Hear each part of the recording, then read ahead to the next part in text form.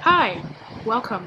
My name is Ifeoluwa, and I'm going to be speaking to you about results day and my A levels results day experience and how I went through it and how I kept a calm, cool-headed mind. My results day experience was a bit like it was very calm for me. I finished my exams in like June. I remember like my last exam was actually on my birthday. My birthday is June 3rd, so I finished my exams then. So from literally even before then, I started working. I've had a job since I was 16, so I was turning 18. So I was literally working constantly, and then I finished exams and I just drove into work like I was trying to make my peas or so yeah, I was working so much that I didn't really have time to like think, oh, my results day is coming. Like I literally did not remember.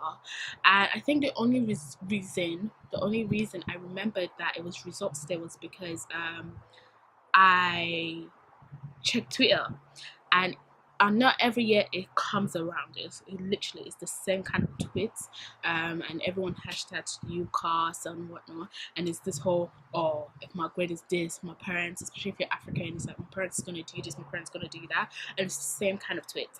Seriously. So I remember that was the only reason I knew, but apart from that, I really was not bothered. So like the day of results day, it was my friend who woke me up. Yes, guys, it was my friend who woke me up, and she rang. So she rang me and she was like, hey, are you getting your results? Blah, blah, blah. And I'm like, no, I'm not going. And like my sixth form college, I went to a sixth form college, so they do a bit of both. And then you could do like the mix of like sixth form subjects and college kind of subjects, which is what I kind of did. So in sixth form, I studied business. I also did travel and tourism, and I already knew what I got for my AQA in Excel. Like I knew what I got for my business. I knew I got a distinction, which qualifies as an AB, if I'm not mistaken. And I know that my first choice of uni, which was Aston, wanted me to get AAB, but I know in the end I got like I got ABB, something like that. I know I did not get the cutoff mark. I can remember clearly that I did not get what Aston was asking for, but here's the gist. So anyway, I was like, my college does not let us, like, it's not like they don't let us, but you don't need to like go to like the premises, like unlike a lot of other sixth form colleges or whatever. So you could like just send it to your email, and I think at that time you could also see via UCAS. So I didn't really need to get in. So I went into my sixth form email to check it, and I saw already what I got. So obviously the next thing to do is check UCAS. So I checked my UCAS, and I remember clearly, if I'm not mistaken, that I saw that my second choice actually they had accepted me, right? But my first choice, I was on a conditional offer. My first choice, and that conditional offer was still looking like a conditional offer. It had not changed to an unconditional offer, and I was like, well, I'm not going to Aston, so I'm not going to uni. And to be honest, I was like, if I didn't get it, my first choice was just Aston. I was going to go to university because that was the university I wanted to go to. So I was like, I'm going to wait. I'm going to apply next year. Yes, I am. Yes, fully. Yes, I am. So I was like, okay, cool. I tried calling the Aston like lines. It was so busy. So I was like, okay, I'm just gonna leave it. So I left it, and I remember like I was watching, like I was watching TV. I was just going through my social media, Twitter, whatnot, just looking at tweets and whatnot. And then I think I got through like. So bear in mind, my friend called me about, let's say 9. So I left it for like maybe 2 hours, and about 1 I called again, and this time I got through, and they were like, oh, just because of how much is coming through their system, that I should just wait, but that on their system, like wait, the people I called, that on their system it looks like I've gotten through, like I pretty much have an offer, but I should just wait because it takes a while before it updates on you. So I was like, oh, I got it, hey, got it, hey. Like I knew I got in. So yeah, I just had a relaxing day, and then I waited, and I saw on my UCAS that I did get into my first choice of uni. I want to encourage a lot of people who are waiting for their A-level results this year not to overstress that. Okay, you didn't get into your first choice, but most likely you get into your second choice. And I understand, like, it makes you frustrated with like that was the main goal. 9 out of 10 times you didn't choose a second choice because it's the worst university on earth. You chose it because you knew that's a second like good university, that's a good university you want to go to. Second choice, or the choice you've made as your second choice, you know it's a smart one. You know it's a good decision. So don't fret and be that person who's like, oh my god, I get my first choice. Oh no, life. Oh no. Look, you didn't get into your first choice. Pack your things. You know you're going to your second choice. You will do it. You will get through it. And that's how life works. I'm a very tough love person, so if you don't like tough love, watch another video. So that was how I got my results, and that was kind of like how I worked through my results day. Like I've grown into this woman who now I like to talk about mental health and having a clear mind. And honestly, the latest memo of the day is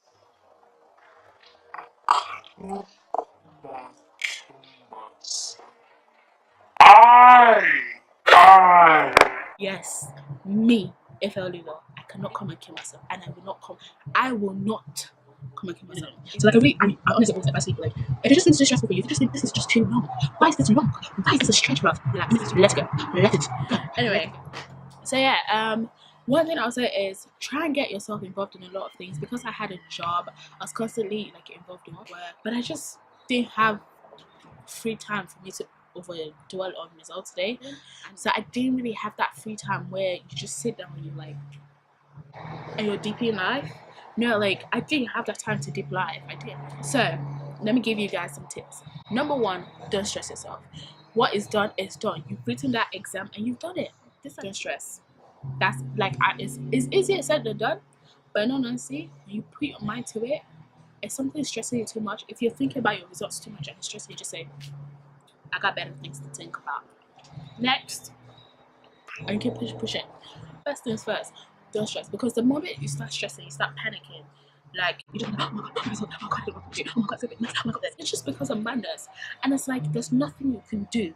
You cannot physically change that result until it comes. So what? Now you're panicking, you're stressing, you're not eating, you're not doing anything, you're living like a complete hobo. What has changed? What has changed? Nothing. So rule number one. Rule number one is rule number one, don't stress. Number two is find things to do. And I know like it's kind of like, okay, you're going to put yourself doing things just to forget it. But if that's what works for you, it worked for me, do it. I had a job, I would go to the gym, I would go to the cinema, I would always find something to do. Just find things to do. Like once you have things to do, you literally see how summer goes like this, flies by. If you want, do NCS, do volunteering programs. There's a lot of things to do, man. Number three is go for spa days. Get a massage, get your nails done, pedicure, manicure. Do things like this. Do treats. Treat yourself. You don't know your result, but treat yourself yet. Treat yourself. Make yourself feel better. And then don't say because it's summer, you've cut your friends off. Make sure you keep in contact with them. But if you have that friend that's constantly, oh guys, I'm really scared about results, block that friend. Because the worst thing is that you're calm and you're not overly thinking about results, and then you have that person who is constantly thinking about it, and they're constantly messaging you and constantly saying, oh guys, I'm scared, and then you become scared. You don't want that person. So yeah, get a pedicure, get a manicure, get a massage, get your hair done. Ugh, look cute, man. Look cute and do cute things. And just have life. Enjoy life. Like, I kid you not, enjoy life. Another thing I'll say is do not stay at home for, like, literally from the last day of school, last day of exams, till results day and whatnot. Don't stay at home. Don't stay at home. Go out. Do something fun. Travel. Even you travel to Leeds, you travel to Loughborough. I don't even know where Loughborough is. I don't know where Leeds is. I don't know where Nottingham is. I only hear about this place. I've never been there. And I'm a UK citizen. I live in this UK with you. So this is the best time for you to just explore, tour the UK, but do not stay at home, because staying at home leads back to point one. You start stressing. You don't want to stress again. My number one rule: do not stress.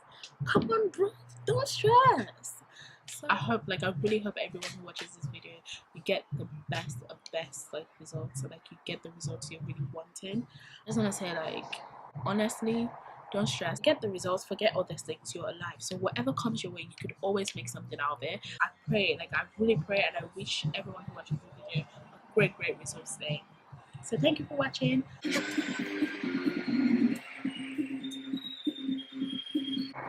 See ya.